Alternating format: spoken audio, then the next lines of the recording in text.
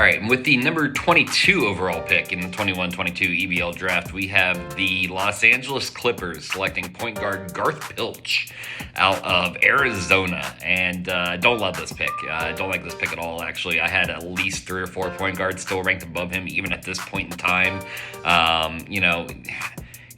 He's another project player. He's another guy where it's like he's not really good at anything, and he's actually a detriment in a few places.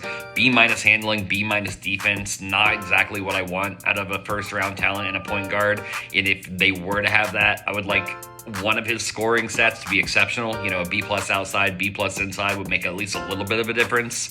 But he doesn't have that. He's just B, B, B-, B-, and I don't enjoy players who look like this. I don't think that he's going to be good anytime soon, if he's ever good at all.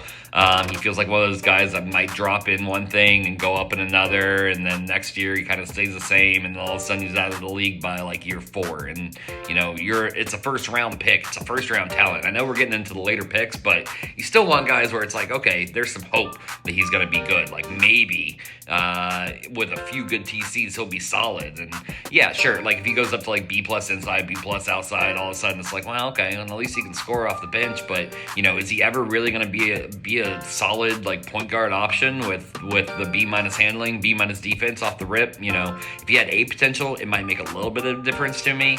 But as it stands right now, I just don't see where he goes, like where the vision is for what he is. I just feel like it's a lot of like safe picks, you know what I mean? But I don't think any of these picks are safe. You're picking guys where it's like, all right, well, he looks kind of good in a few things, so maybe he can get up, but I don't think he'll ever be really good in anything, unfortunately. So obviously he could have a few huge TCs and prove me wrong. I've said that in a few different picks, but like, you don't want like what his potential best case scenario is to be even viable. Like, if you want, if he has 100 potential and he goes up a bunch, like he's going to be a superstar. And it's like, all right, well, if this guy has 100 potential and he goes up a bunch, like he might be a starter. And that's not a good like feeling. That's not a good first round draft pick, in my opinion.